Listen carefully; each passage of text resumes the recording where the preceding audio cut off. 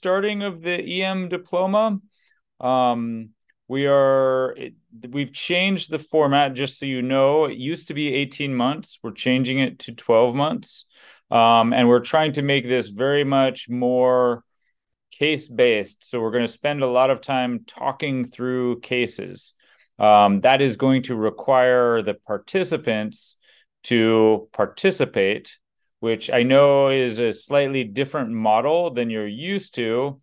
Dai is very good at that now. So we will all encourage people to kind of dialogue, because we want to hear how you would do things and how things are done in your emergency departments, and not just us telling you how to do things in our emergency departments.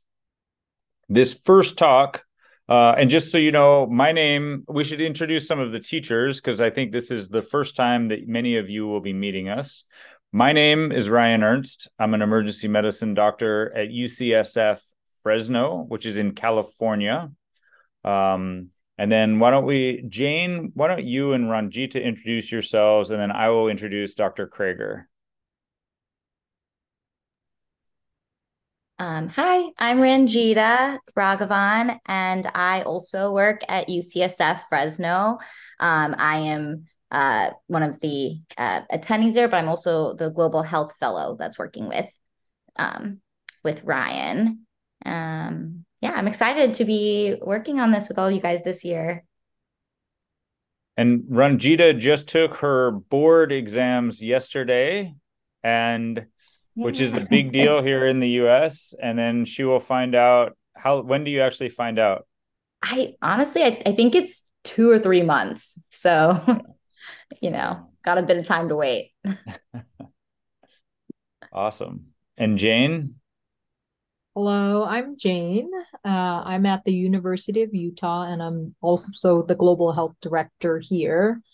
I'm sure some of you are familiar with me. I took over Dr. Matt Fuller's role this year. Looking forward to working with everyone. Awesome. And then for today's opening introductory meeting, we're really lucky to have Dr. Sarah Krager. She is from UCLA in Los Angeles, California. She is both an emergency medicine physician and a critical care physician, and a fairly well-known educator internationally. And so she has a great talk about how we think about patients in the emergency department, how we approach with an emergency medicine mindset, that I'm very excited for her to share. So we're going to have that talk, which will be about a half an hour. And then we're just going to talk through a case afterwards, because I really want us to kind of start practicing and start being comfortable with talking through cases and how we might approach it as emergency medicine physicians, because that will be kind of the cornerstone of this new curriculum. And it looks like, hang on one second, because I think that Dr. Jung may have joined us.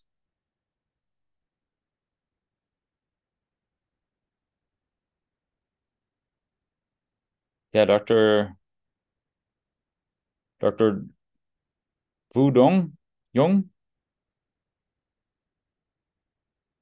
Jung. I can't read Vietnamese. Dai, I'm awful. I'm so bad. Dr. Jung, would you like to introduce yourself?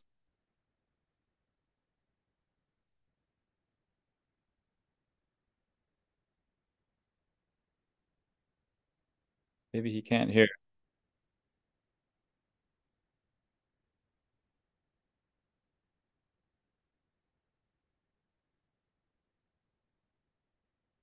Okay. It's unclear if he can hear us. I think we might have. We will just continue. All right. I'm going to hand over to Sarah. All right. Hey, everybody. So my name is Sarah Krager. And I am an emergency physician and ICU physician. And today we are going to talk about how to think like an emergency physician. Now, the first question you are very reasonably asking yourself is, why is the person who spends most of her time in the ICU taking care of critically ill patients, and I don't spend most of my time in the ED these days, so why is this the person giving the talk on how to think like an emergency physician? And the answer to me is that I didn't really appreciate how special it was what we did in the emergency department until I did a fellowship in a different specialty. Until I did a fellowship in critical care medicine, I didn't know that what I had been taught to do during emergency medicine residency was so different and so special. Because in emergency medicine residency, we learn a lot of things. We learn about chest pain, we learn about how to reduce a shoulder, but that is not what makes us different. And that is not what makes this training that we get as emergency physicians special. What is different and special that distinguishes our specialty from all the other specialties is, in fact, how we're trained to think. And so in emergency medicine residency, we don't need to teach people what to think. I mean, yes, we'll teach the differential for chest pain and how to reduce a shoulder, but it's much more important that we learn how to think like an emergency physician. Now, what problem do we need to solve? Because if we want to know, all right, what kind of thinking skills, what kind of cognitive skills do we need to practice? Well, what's the problem that we're trying to solve with those skills? And it turns out it's not just one problem. We have a lot of different problems we are trying to solve in the emergency department. Problem number one is that the when can be just as important as the what. So if I do the right intervention for my patient 7 hours too late, I haven't done anything useful. If I identify that they're in septic shock and I need to give them antibiotics and fluids, but I do it 2 days into their presentation, I haven't helped anybody. So I can do everything perfectly, but that's not good enough. I have to do it well, and I have to do it in a timely manner. I have to do it now. Now, that's especially difficult because of problem number two that we need to deal with, which is the problem of diagnostic clarity versus time. So, a patient's presentation, it's just like a flower. Early on, I don't know what kind of flower this is. It looks green. I don't know what that means. And as it grows and as time goes on, eventually it starts to blossom and I can tell, aha, that's a daffodil. So if I wait long enough, it'll become clear exactly what kind of flower I'm dealing with. Or in the case of an emergency medicine presentation, exactly what kind of problem I'm dealing with. But unfortunately, in emergency medicine, we are here. We are early. We are at the very beginning. And so this flower hasn't blossomed yet. We don't know what it looks like. So we need to act quickly. We need to do our interventions in a timely manner. But unfortunately, at the same time, we're so early in the patient's course that we often don't know what we're dealing with yet.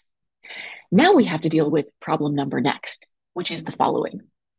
Problem number three, the easiest way to hide something is actually if you hide it in the middle of lots of other similar looking things. So you can hide something behind a tree, in a drawer, but if you really want to hide it in the middle of a lot of other things that look the same way. Why is this such a huge problem for us? Well, the problem is this. The patient who comes in with an epidural abscess is hiding amongst the other 100 patients we see that day with a fever. The patient who's coming in with a subarachnoid hemorrhage is hiding amongst the other 100 patients that day with a headache. So one of our biggest problems is that we have to play this finding a needle in a haystack game, that the sick patients with the problems that we can't miss, like a subarachnoid hemorrhage or an epidural abscess, they're hiding amongst all the different patients with the same chief complaint. And problem number four that we need to deal with is if all of this wasn't bad enough, We are trying to do all of this, but getting interrupted every 5 minutes. Literally. They literally did a study on this and discovered that emergency physicians in the US get interrupted every 5 minutes while we're trying to concentrate on something. Now, problems 1 to 4 might be sort of manageable. We might be able to deal with, we're trying to find a needle in a haystack while getting interrupted. If only we could do this one patient at a time. We could do this at our own pace, but that's not how it works either. The next patient doesn't wait to come in till the last patient has stopped being sick. We need to do this all at the same time. And we've all had this feeling. When patients stack up and stack up, we have to solve all of these problems at the same time while things are getting hectic and busy. We all know that feeling. So, what problem do we as emergency physicians need to solve? It's not just one problem. It's 4 different problems. And the way to solve these problems, unfortunately, is not memorize an algorithm that we can read in a textbook. If it were that simple, we wouldn't really need emergency medicine residency in the first place. We could just memorize a book. The only way to solve these problems and do the right thing for our patients in the emergency department is we need to train our brains to think in a certain way. We need to develop what I like to think about as expertise. Now, what do I mean by expertise? Expertise is all about training your brain to think in a certain way. Now, when I say that, most people are like, what do you even mean by that? Teach me something useful. Don't talk about things like, oh, expertise. It sounds good, but what really are you talking about? Well, it turns out there's a science of expertise. And we need to know this because what we're trying to do here is train experts in thinking about emergency medicine. What the science of expertise tells us is that experts aren't born, they're made. It's not that, in fact, you just have a prodigy, a genius who's just so naturally good at something that they become an expert. That's not actually how it works. The science of expertise tells us that actually what experts do is very different. So let's talk about expertise for a moment. This is how expertise works. One of the earliest studies in the science of expertise was done on memorizing numbers. Boring, but that's what they decided to do. So what they decided to do was teach somebody to memorize strings of numbers. So they took a college student and said, okay, you're going to start and see if somebody tells you a string of numbers, how many you can remember. And like most of us, initially, he could remember maybe 7 numbers. And then he worked and he worked.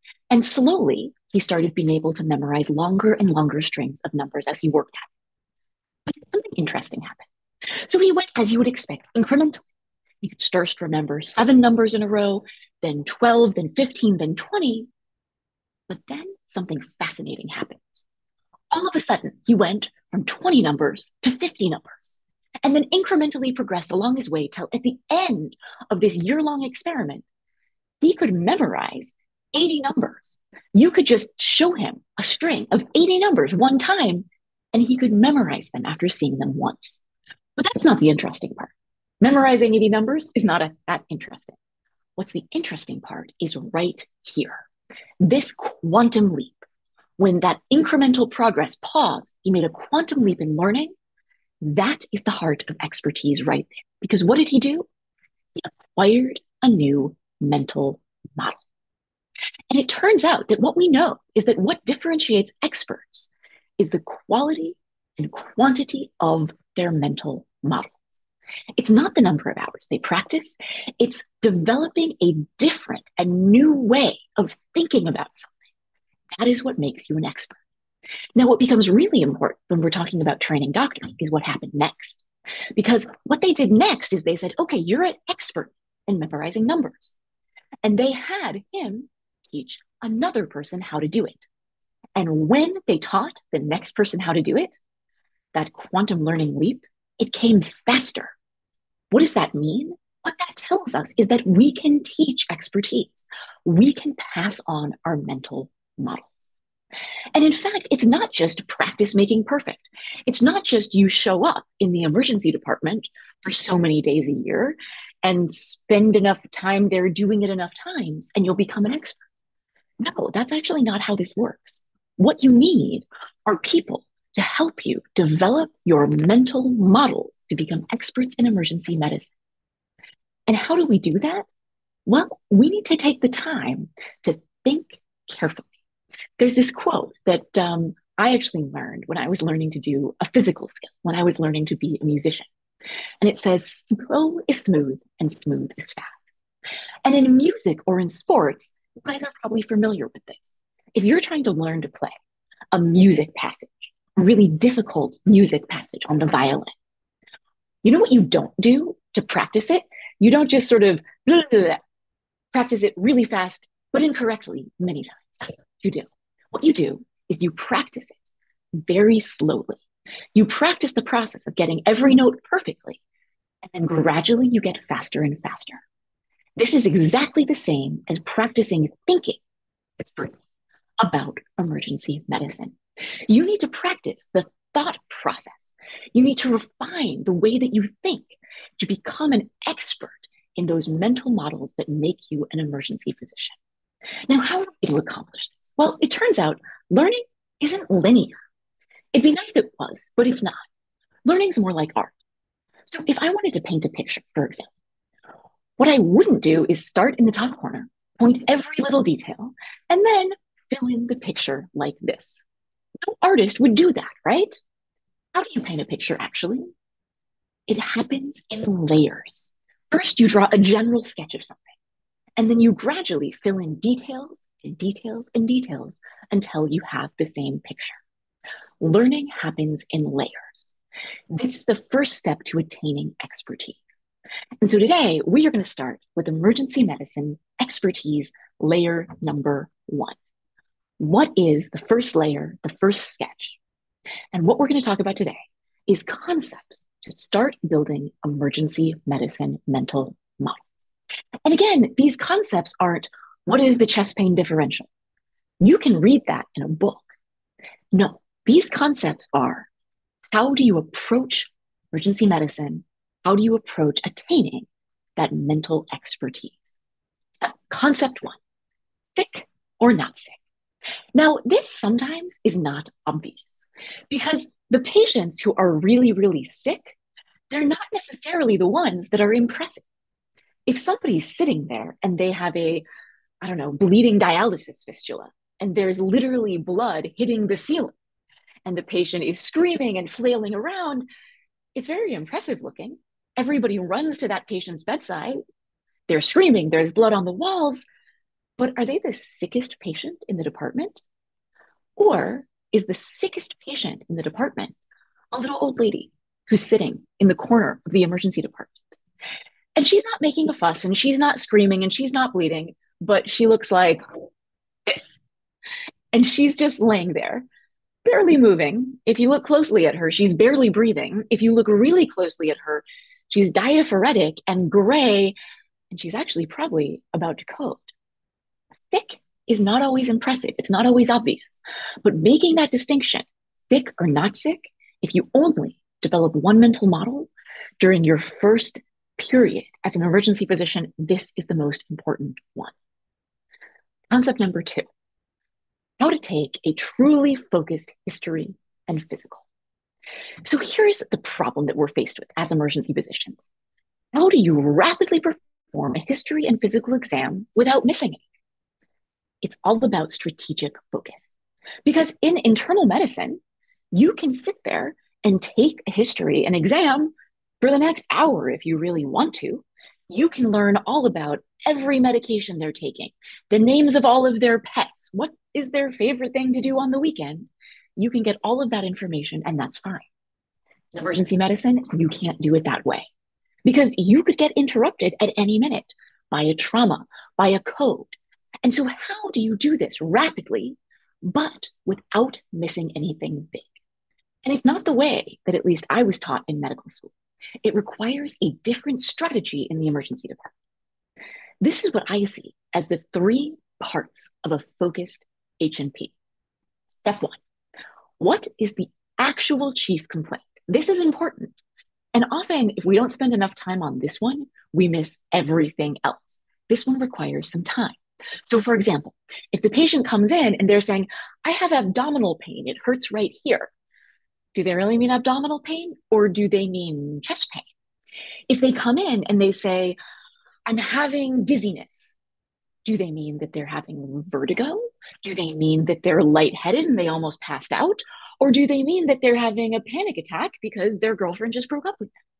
What do they actually mean? Why are they actually here today? Then the next step is not to ask them all the characteristics. The next step is to say, okay, for that actual chief complaint, what is the emergency medicine differential diagnosis for that chief complaint? So if I say have a patient who says they're dizzy, and I establish their actual chief complaint is vertigo. Okay, now I have a patient with vertigo. What is my emergency medicine differential diagnosis for vertigo? Well, it's really central versus peripheral vertigo. So I go through and what are my key things? Not everything on the list of the differential for vertigo, but the emergency medicine differential. What is going to kill this patient or cause them significant harm in the short-term future? Because once I have that differential diagnosis, then I get to step number 3. What are the red flag signs and symptoms for that differential diagnosis? And so in this patient where their actual chief complaint is vertigo, my differential diagnosis is central versus peripheral vertigo, I am going to spend a ton of time doing things like a neuro exam focusing on cerebellar assessment. I'm going to get them up. I'm going to have them walk in a straight line. I'm going to do a very careful cranial nerve exam.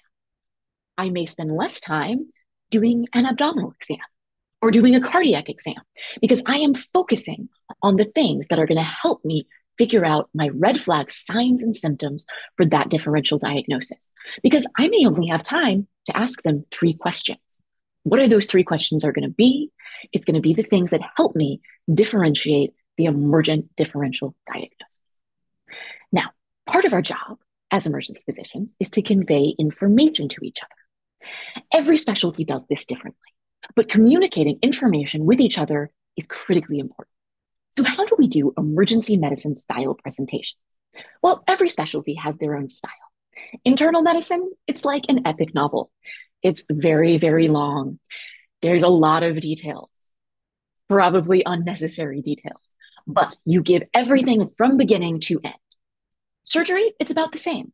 It's just basically a shorter version, but a similar structure to how the internal medicine people communicate. But what about emergency medicine? Emergency medicine is different. We need to communicate differently for the same reason. We may not have time to start a long story at the beginning and get all the way to the end because we could get interrupted by a trauma, by a code. So we communicate more like a newspaper article. So, for example, how do we communicate? Well, we start with the bottom line up front. We start with the headline. I have a patient who is high risk for peripheral vascular disease. They're coming in with vertigo. We come in with the headline. What is the bottom line up front? What is my big concern? Then we give some critical, relevant details. And then we give our best current assessment. And it's okay to say, I don't know. I think maybe they have this, probably they have this, but this is my best current assessment. But we respect the fact that it's early days and there's still a bunch of key information that is still needed. We don't have all of the information, but we're going to get it. And then lastly, we give the additional details and supporting data. We don't start with that. We give it last. I remember a little while ago, I was listening to a medical student present in the ICU. And they were doing a very good ICU presentation. They start with neuro, they go all the way down through pulmonary, cardiac, and eventually end up in metabolic. It took a very long time. And at the very end, the medical student gets to the metabolic system and was like, oh, and their potassium is 7.9. And I was like, oh, you couldn't have started with that? But it's because in medicine, we present in the order that we're taught. In emergency medicine, you start with your bottom line up front. You start with, I have a patient who's coming in with hyperkalemia with a potassium of 7, period. That is your headline. That is how we communicate with each other. That is how emergency medicine presentations work. All right, concept number 3. This is maybe the most important one, and it's also the most different from what you're probably used to doing. which is this. During an emergency department visit, there are two things that you need to do. Thing number one is disposition. Where does this patient need to go? Can I discharge them? Can they go home? Do they need to be admitted? Do I need to admit them to the ICU? Do they need to go straight to the operating room? What is their disposition? That is really what we're trying to figure out here. Thing number two that you must do is, what are any time-dependent interventions? Are they massively bleeding and I need to give them blood? Do they have septic shock and I need to give them antibiotic? What are time-dependent management and diagnostic interventions that I need to do? That's it, those two things. And importantly of note, one of these things is not a definitive diagnosis. And this can be really hard to wrap our heads around because we really want to get a definitive diagnosis, but that is not our job, not as emergency physicians. Fundamentally, our job in the ED is actually not to say, what does my patient have? Really what we're trying to do is rule things out. We have a patient with abdominal pain. I don't need to figure out the reason for their abdominal pain. That's actually not what I'm trying to do. What I'm trying to do is rule out bad and dangerous causes of their abdominal pain.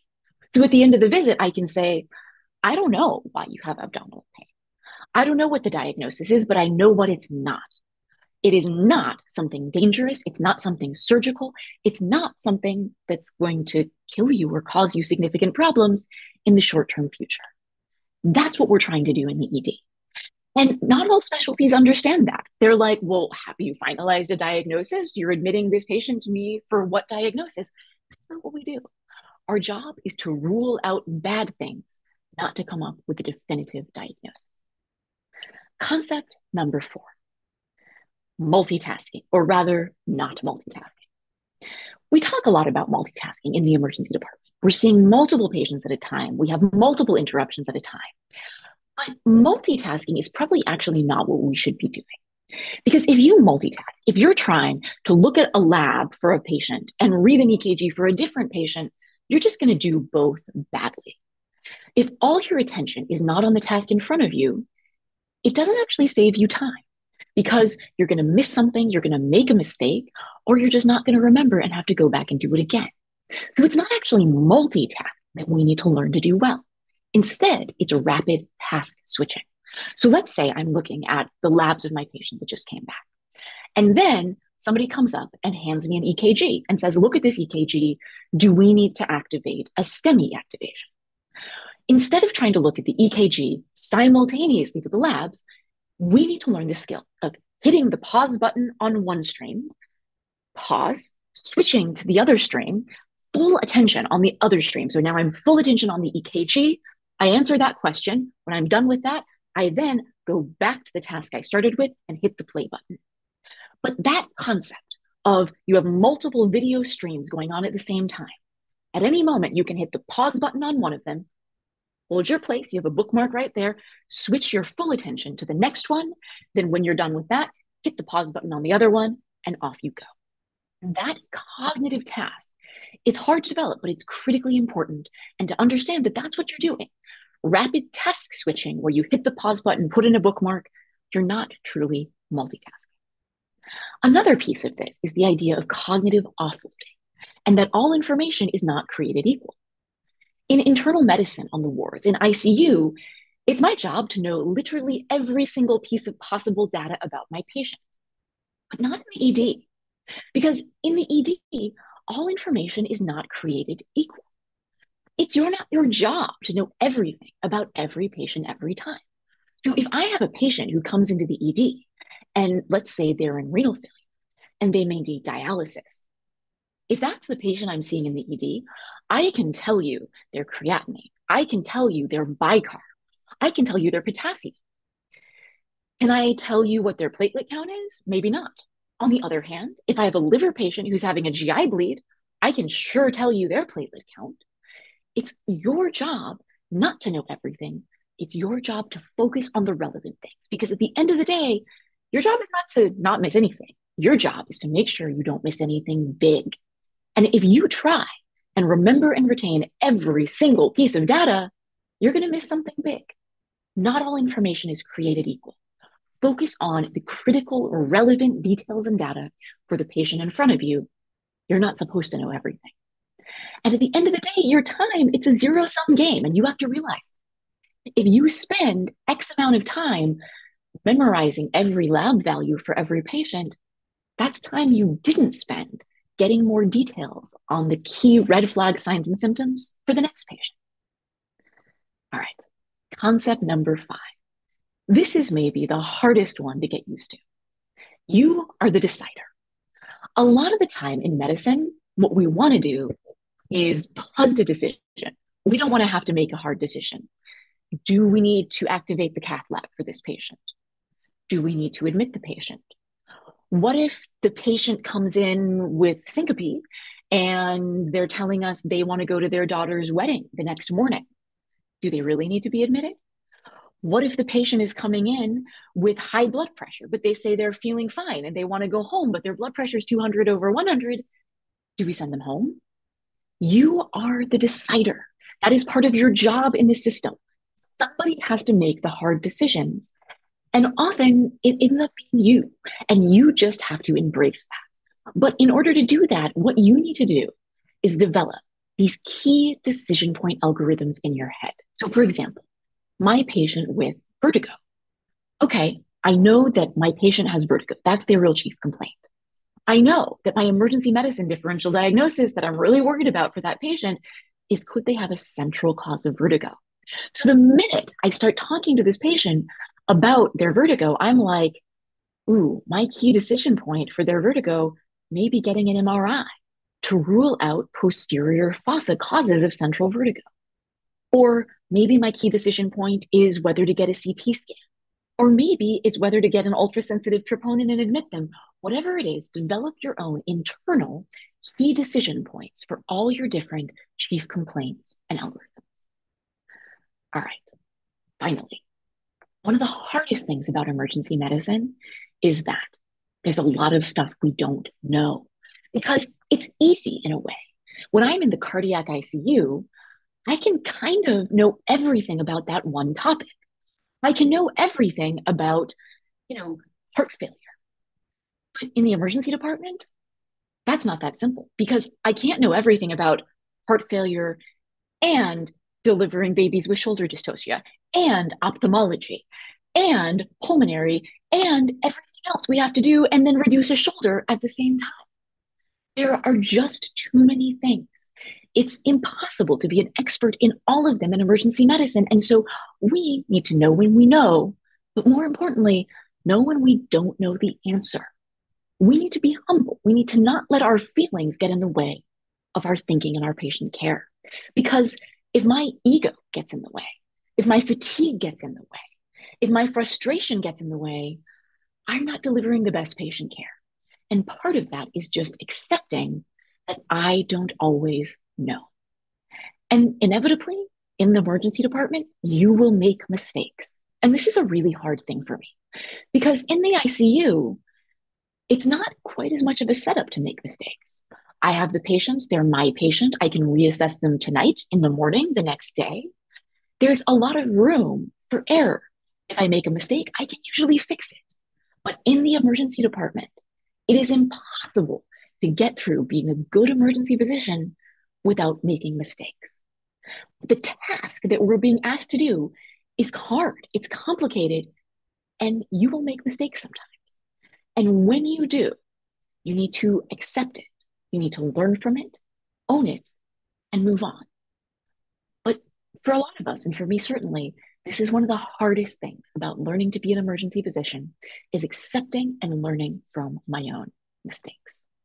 So at the end of the day, I'm going to tell you guys what somebody told me when I was about to embark on a new medical endeavor, which is how I sort of get through when I am frustrated, when I'm tired, but more importantly, when I'm trying to figure out, I'm trying to learn a new thing. I'm trying to learn to be a new kind of doctor. It's complicated, it's difficult. How am I going to get there? So I'm going to tell you what somebody told me, which is be humble, be curious, and be tenacious. And that at least is how I feel like I figured out how to learn, how to think like an emergency physician. Thanks for listening. All right. Yes. Thank you so much, Sarah. That was good. Di, have you heard her version of that talk before? Or is that new for you as well? Yeah. And, I think with the group that we have here, what's great is some of you have a lot of like experience in the emergency department already. Oftentimes when we're training people in the US, they're just getting started as doctors. But I think the difference is, like you said, the concept of emergency medicine is not widespread in Vietnam. And so a lot of this like mindset of emergency medicine is going to be what we're focusing on a lot during the course of the year.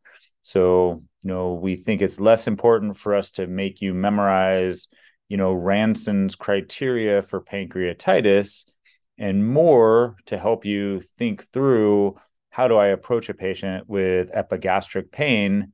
Because you all have a lot of training and you can all read books and read things online. So Sarah, thank you so much for your insight on being an emergency. I think this is something that we all, even with many years of experience, we all continue to strive for. All of those same challenges exist for all of us. What I'd like to do is kind of talk through a case just to get us practicing what we're going to be doing a lot of this year, because I know that it's kind of foreign. But before we move on, does anybody have specific questions for Dr. Krager after that talk, or comments on her talk before we move on?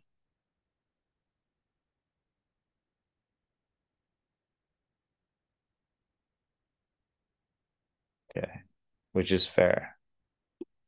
We are going to, over the course of the year, undoubtedly, we will become much more comfortable talking and sharing our thoughts.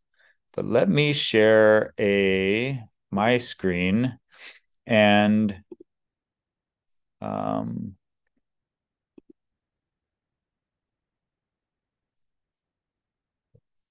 see.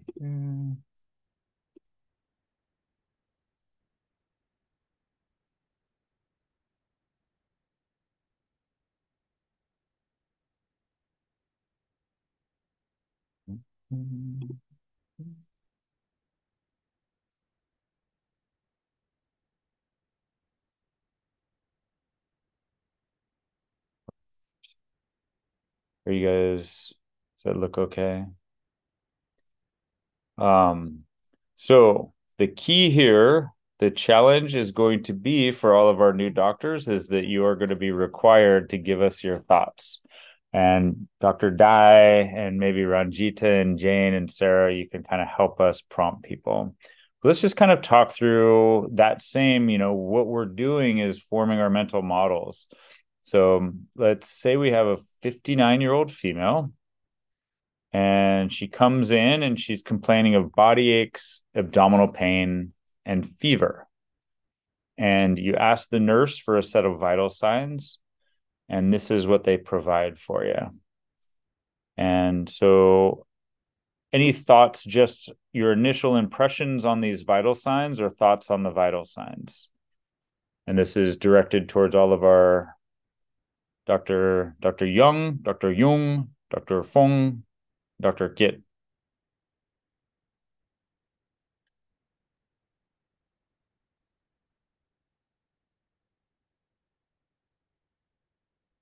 And Dr. Dai, if nobody responds, you have to yell at people and make them talk, because I know it's uncomfortable.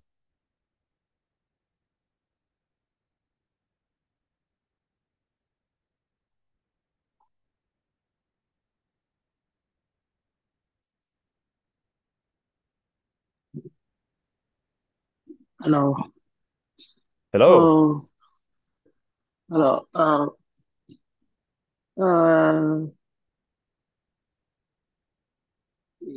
Uh, I think uh, it's quite stable. Uh, mm,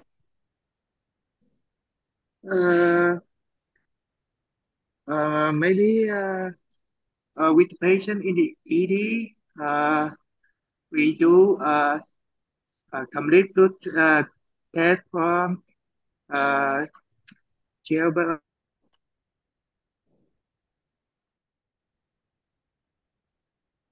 And I'm sorry, I don't think I understood. You wanted to do, you were going in the right direction. I think you said you wanted to do more. I didn't quite hear.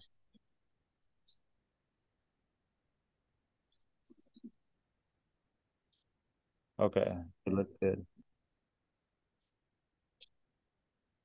Yeah. Yeah, exactly. So you're doing exactly what we all start doing as emergency doctors. We're starting to form a differential, right? And so I like that. We're already starting to think of an emergent, like Dr. Krager said, an emergency medicine differential. And we're going to work on this and kind of be painfully systematic about it. So Ranjita, I'm going to put you on the spot because you're my fellow and I'm allowed to. But what do you think of these vital signs? Yeah. So I mean, looking at it, I think the things that pop out to me is that the blood pressure is somewhat soft. It probably the map would be okay, but the systolic's soft, so it's probably heading towards maybe becoming hypotensive, but it's not tachycardic, but is still a bit tachypnic with that respiratory rate, but statting okay. So, I wonder if he's febrile right now and uncomfortable, but I mean, but those are Yeah. the couple things. So Ranjita brings up some good points, and she's using some terminology also that I think you guys is helpful to learn. She said the blood pressure is a little bit soft. We use that as a kind of to denote that we think the blood pressure is low, but not profoundly hypotensive. So we kind of like think of it as like nearly hypotensive, and a common term is soft. And she did note, the heart rate's a little bit higher. It's not technically tachycardic, but a little bit higher. And the respiratory rate is kind of higher. And then I like what she said. She's like, maybe they're febrile. What we don't have in this initial set of vital signs, and remember, there's 5, we don't have all of our vital signs.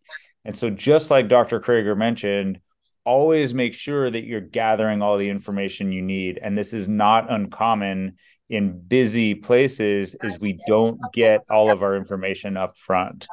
And so we can look at this and easily overlook the fact that there's no temperature here, right? But if I say, hey, nurse, I don't see a temperature, could you get one? And they add on a temperature and it's 39 degrees Celsius, that initial differential maybe has taken a slightly different shape at this point, right? And so those are our vital signs. And so next step, typically we'll go and get a history. And so for our Vietnamese colleagues, what kind of questions, because you are already starting to think of differential, what kind of questions are you going to want to ask as we're designing our approach for what are the emergency medicine complaints that we're actually concerned about? And so what might be some questions that you would want to ask? And I know this is very basic, but I think it will help illustrate some of these points.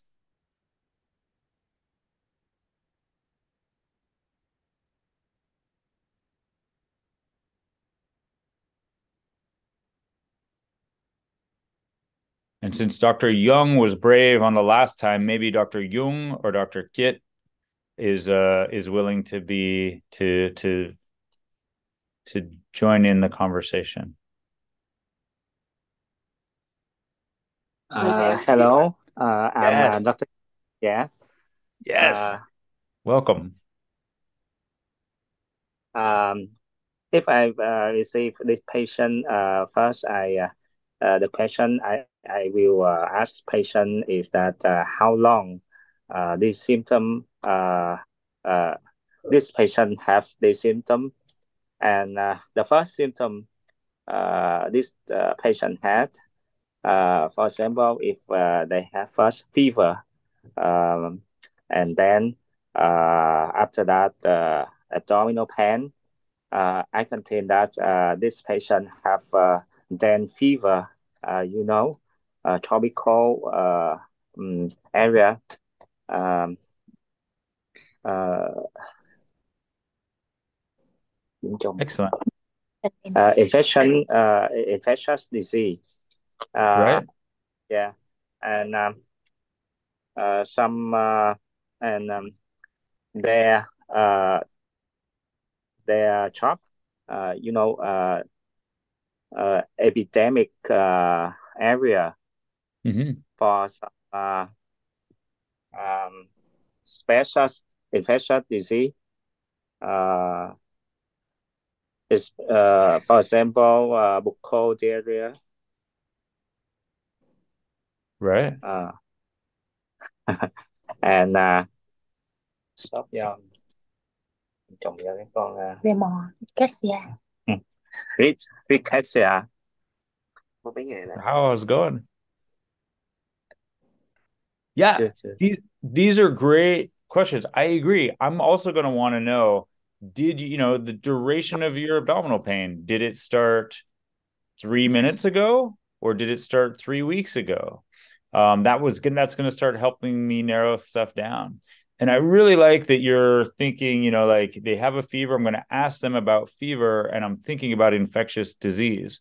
And what's really interesting about infectious disease, if we're concerned about an infection, my differential in Fresno, California, is probably going to be drastically different from your differential in Ho Chi Minh City, because we face different things, and drastically different from the differential down in Haiti, for example. And so a lot of these differentials, when we are teaching, oftentimes we kind of think about things in our own environment. And so that's another thing that we're going to work on this year, is really learning from you as well. Like, when, if I just asked right now, Ranjita just took her board exams, the differential for fever and abdominal pain that she was responsible for on her board exams would likely not do well. It would not serve her completely well, because it would be incomplete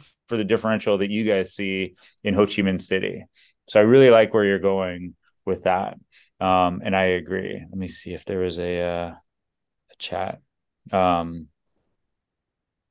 Jane has entered in the chat a kind of Hippo ED resource about creating a broad differential, because like as we're asking questions, what we're trying to do is select out things and get information to help narrow down that differential.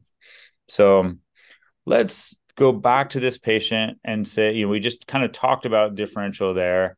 So let's say that we've talked to this patient, and these are kind of the symptoms that we gather from the patient. She's had abdominal and flank pain. It's been for 5 days, just like you said, Dr. Kit. We wanted to know how long it's been going. You asked about fever and sweat, so you're right on point. She also tells us that she's had some dysuria, pain with urination. She's had generalized body aches and fatigue. She's had nausea, but she has not been vomiting.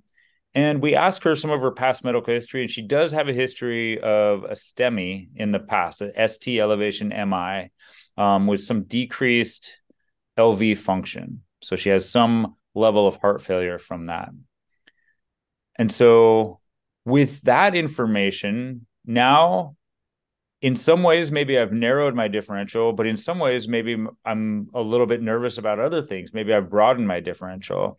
So what kind of things, we're going to go around the horror. We might put Dr. Jung on the spot because he hasn't had a chance to speak yet. But like now, what is on your differential? What would, a few things. What do we want to make sure that we're thinking about at this point?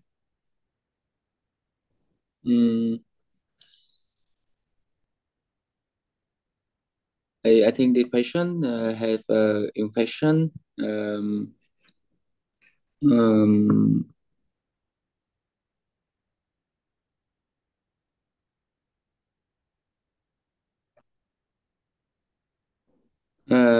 I think the patient had infection of the digestive. Of the digestive system? Okay, so like a GI infection? Did I understand that right? Oh yeah. Okay. So I agree. And this is so that is one of the things on our differential, right? And just like Dr. Krager said, we're not always in the business of trying to figure out exactly what they have, but we want to make sure that we're ruling out some of the dangerous things that they could have. So I 100% agree. I think that's a high likelihood, but what else is on that differential? You know what I would do right away? The real thing I care about right this second, that I would actually do before I do anything else, is their abdominal exam tender? Because what I want to know is their abdominal pain part of a bigger picture syndrome? Is it part of a infectious disease syndrome, that abdominal pain's part of it? Could they be having an inferior heart attack? And that's why they've been having it for 5 days. Or are they having an intra-abdominal catastrophe? Because my differential for severe abdominal tenderness in this patient, I'm now going down a totally different track. If I examine their belly and it's severely tender, now I'm thinking abdominal catastrophes, surgical emergencies. I want to get a CT scan first. If I examine their belly and their belly is really not that tender, now I'm going down more esoteric infectious diseases. Is this an MI? Maybe I want to get an EKG next. So for me, if I could only do, like, there's a trauma coming in and I could only do one thing, I would examine their belly. Is it tender? Do I go down that direction? Or do I go down the direction of everything else? That's how I would approach this patient. So in classic emergency medicine fashion, Sarah is getting impatient with us just sitting around talking about things, and she wants to lay her hands on the patient, which is fair. I share that. So let's move forward. Let's follow Sarah's lead here and let's get a physical exam for this patient. So here's our physical exam. And we a little bit distressed and looking kind of tired, but her mucosa is moist. Her lungs are clear. She's tachycardic, but we can palpate her pulses. And then her abdomen, it's soft. It's not distended. It's not rigid, with only kind of mild diffuse tenderness. And we note some flank tenderness, some CVA tenderness as well. And so since we've been putting our Vietnamese colleagues on the spot, and Sarah, you wanted the abdominal exam, how does that exam change your differential? Or now, what are you thinking based on what you just told us? Yeah. So now I'm heading more down the track of, it doesn't sound like this is a terribly impressive abdominal exam. And I'm thinking about this like a funnel. We started very broad and now we're funneling down into less broad. So this has not made me want to get a CT scan right this instant. This has made me wanting to go chasing down a UA. Because again, I could say, I want to check everything. I want to get all of the lab tests. I want to get all of the everything. But for emergency medicine focusing in, now the question I'm asking myself is, there's a potentially straightforward explanation for this. I have somebody who's febrile with flank tenderness on exam. Is this a simple pyelonephritis? The very next thing I want to do is get a UA on this patient.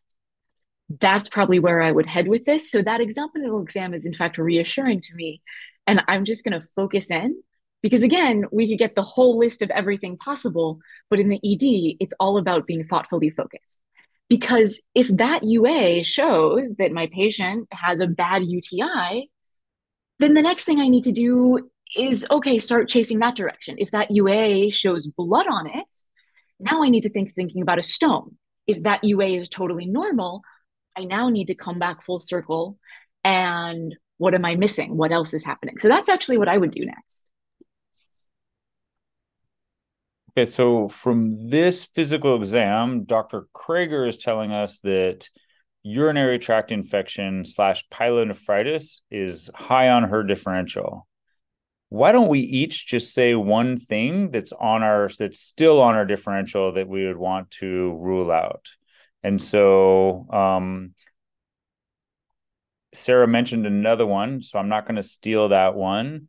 But what I would say is, this is a patient who's had a myocardial infarction in the past. She's got some kind of generalized signs and symptoms. So I'm going to say that actually for me, also, myocardial infarction is still on my differential. I do not feel that I have, just with my history and physical, significantly ruled out a myocardial infarction. So I don't think it's the most likely, but I think it's still in there. So let's see. Jane, what's one thing that's maybe still on your differential? Hello. Yes. Anybody? Yes. I'm Dr. Kick. Yeah. Yes. That this patient have mild diffuse tenderness and flank pain. So I think this patient may also have a complicated diverticulitis. Yeah. This maybe differential diagnosis. Yes. 100%. Oh, This, yeah. I think a diverticulitis is also great. That's still well within our differential. So I agree. So let's say we want to kind of think about UTI. I'm throwing in myocardial infarction. Dr. Kitt saying diverticulitis. Jane, what's still on your differential? I think when I hear a 59-year-old with abdominal and flank pain, I think we owe, at least as an emergency doctor, we always have to go through the list of things that are going to be dangerous first and have to rule that out either by your physical exam or history. And for me, at least abdominal pain in a older person, the things we can't miss are either going to be a AAA, bowel ischemia, bowel obstruction. And I guess if this is a cardiac equivalent. So I think we have to move down that path, and that really depends on what our actual exam is. And if we really can't figure that out from our exam and history, then we have to go down that path of what are the tests that are going to help me out in figuring out which one of these it's not. Does that seem to make sense? I mean, yes, you're going to get the urine test. Yes, you may also entertain some of the other less dangerous diagnoses, but at least as emergency physicians, if you don't think of the emergent diagnoses, you're going to miss it, even if it's low on your initial thought. And this is great. And this is kind of like when we work with our residents, we're always working on these two things. Dr. Krager told us what she thinks is most likely. I think at that point, it's most likely, urinary tract infection, pyelonephritis. Dr. Yi is the flip side of that coin is what's the most dangerous? So we have most likely, we have most dangerous, and we have to consider both. So Dr. Yi is saying, yeah, it could be a UTI, but I have to consider AAA, aortic abdominal aneurysm. I have to think about a bowel obstruction. I have to think about some of the other immediately dangerous things for this patient. And I'm hearing some clicks. So yeah, so there's And Dai is pointing out correctly, he wants to do an ultrasound. Again, we are such emergency medicine doctors that we get impatient just sitting here talking about the history, talking about the physical. It's like, let's get some diagnostics on board. Well, I'm impatient. This patient's dying in front of me. We got to figure out what's going on. So let's move forward to what are we going to do for tests? Because we just talked about a differential, and that's not a complete differential, but I like the exercise of us each kind of putting in our ideas and what could still be there. And so this is our summary of that patient. So what Dai has suggested that he wants an ultrasound. What else do you guys want to see the results of an ultrasound right now, or does everybody want to, let's have everybody, before I start showing you results of things, let's have everybody else say what they might want. So like Dr. Young, when you are working up this patient with the information that we have now, the differential that we've talked about, what else might you want to order? Like, I mean, in reality, what would you order for this patient at Cho Ray at this point? I think I will order mm,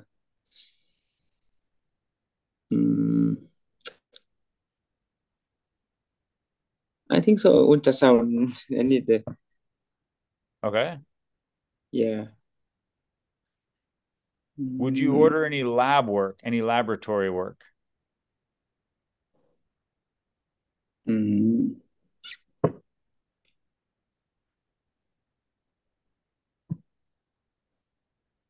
And if so, what would you want to see? And anybody can weigh in on this one. Anybody can tell us what kind of lab work might you order on this patient?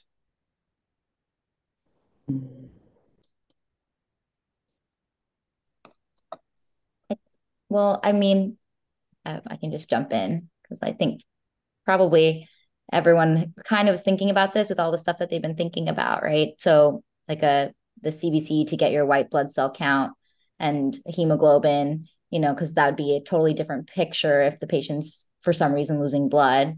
A basic metabolic panel, so we can see, a lot of people were thinking about the pyelonephritis versus like a kidney stone, and so if the creatinine, was up, that would maybe point us to something that was going on, an obstructed stone maybe, or something like that. With the liver function panel, in case it is something like I know we were talking about GI stuff, like I don't know which flank they said, but if it was right flank pain, maybe actually it's a referred from the gallbladder or something like that. So some of those things, and you're talking about the fact that she had this previous MI, and so a troponin. All right. So if we are working collectively on this patient as a team, and I'm your nurse who's going to perform these orders, so far, what we're going to do to work up this patient is get an ultrasound, a CBC, a basic metabolic panel, liver function tests, and a troponin. Does anybody want anything else? Obviously, Sarah already ordered the UA at the beginning. Okay, the UA. Awesome. Sarah gets a UA. That sounds good. And Ranjita, you just mentioned it. And since I was nervous about a STEMI, she's had a STEMI in the past. So I think she's high risk. And an elderly female might not present in a classic fashion. I'm going to order an EKG because I want to make sure that I'm not missing another cardiac event. All right. Before we move on, does anybody else have any other things that they want to see on this patient? Any other orders?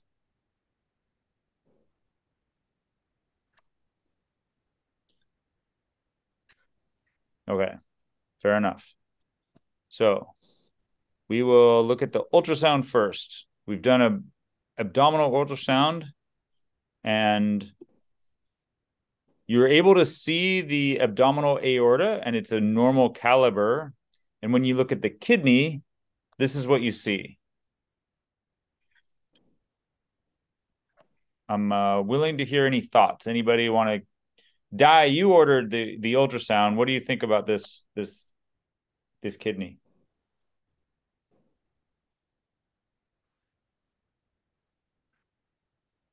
if we haven't lost him, or anybody can weigh in on the what this looks like to them.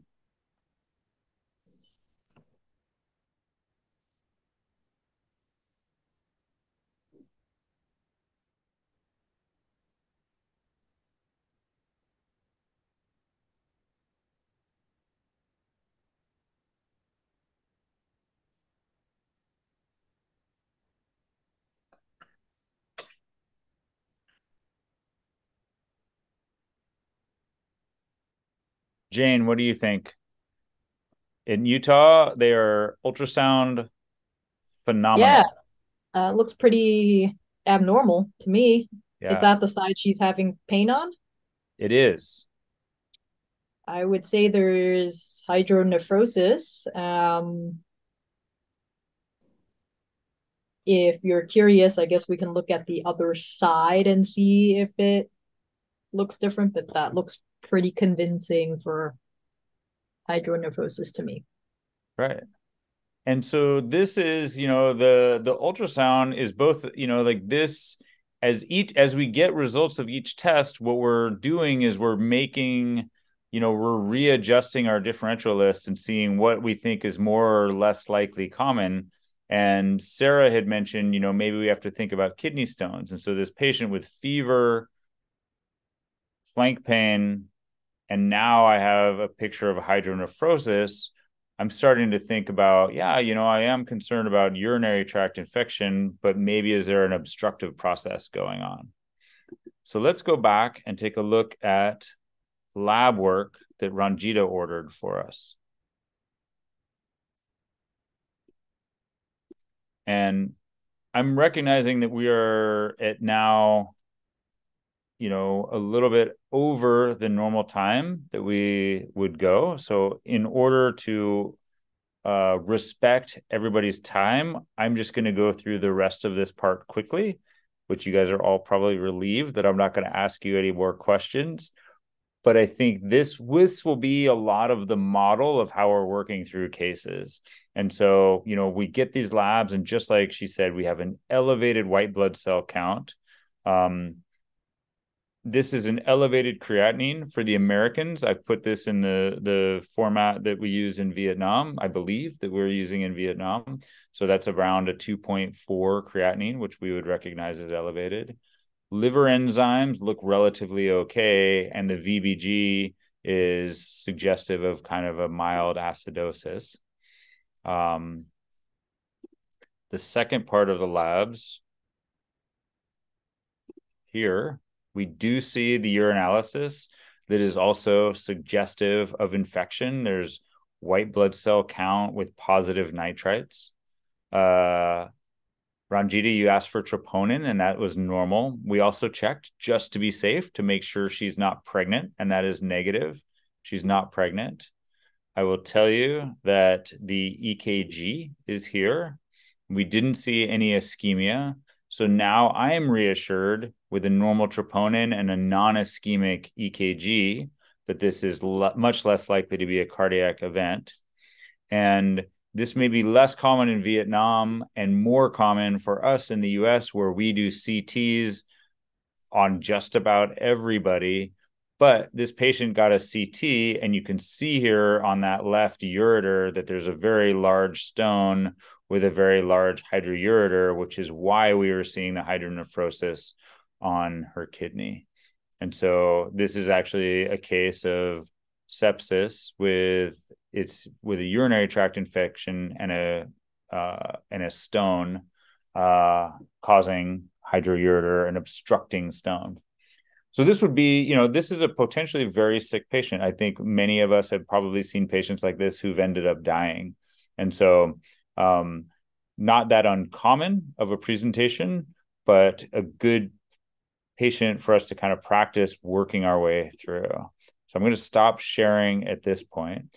And so we didn't talk about management for this patient. This is just an example of how I think we're going to be trying to incorporate and how we are going to have everybody participate.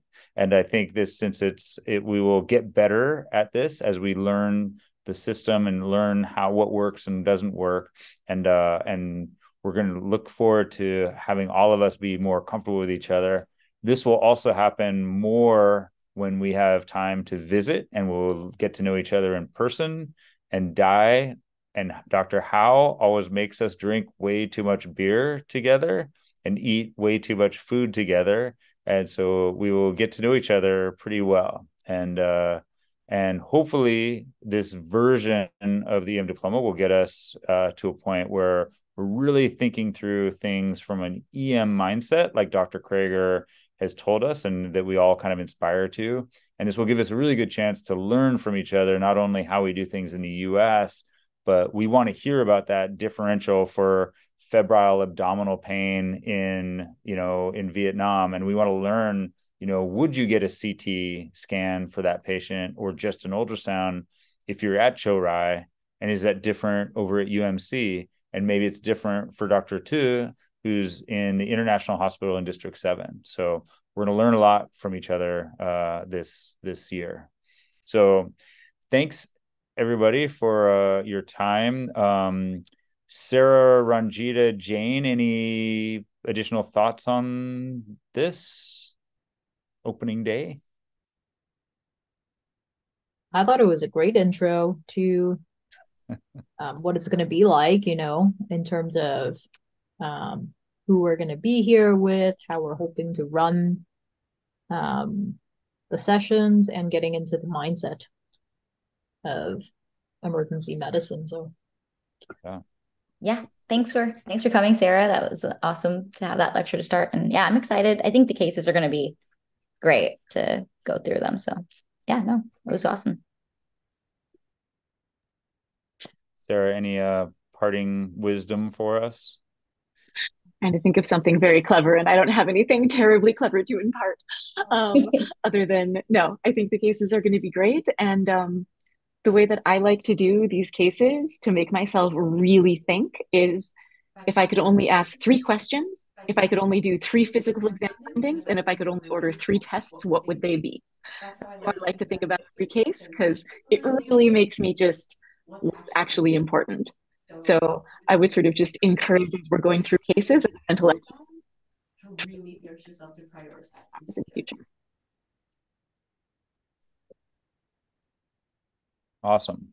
Well, Dr. Young, Dr. Jung, Dr. Kit, Dr. Fung, and I apologize if I'm pronouncing wrong. Over the course of the year, we will all get better at pronouncing each other's names. But thank you so much for joining us. We're really excited to work with you and get to know you, hear about your patients that you're seeing, hear about your experience. And we will be meeting again next week, every week at the same time. We will send kind of an introductory for the first few months, the stuff that we'll be covering. We hope you like it. Open to feedback. Dr. Dai, thanks again for being a central pillar of this long-term collaboration and helping us all along the way. And we'll let you guys get back to your morning events. For those of you who worked overnight, you're probably anxious to go home and go to sleep. And we will see you all next week. I will send, now that I have everybody's email, I will also send you, keep an eye out, because we're going to be getting you your subscription to MRAP, which allows you to read the Corpendium textbook as well. And there will be some reading that would be helpful for you to do before the next session. The next session is simply Introduction to Chest Pain. So just like we did today, it'll be like, what's our mental model when people show up with chest pain? How are we thinking about it? What's on our differential? How do we approach testing? So it'll be kind of and I know that's something you guys are all experienced in. And so we'll just kind of dive deeper into it, and how can we do our best job with patients presenting with chest pain. So we'll see you next week. Thank you so much. Goodbye. Bye, everybody. Hi, everybody. Goodbye. Goodbye, everybody. Bye-bye. Recording stopped.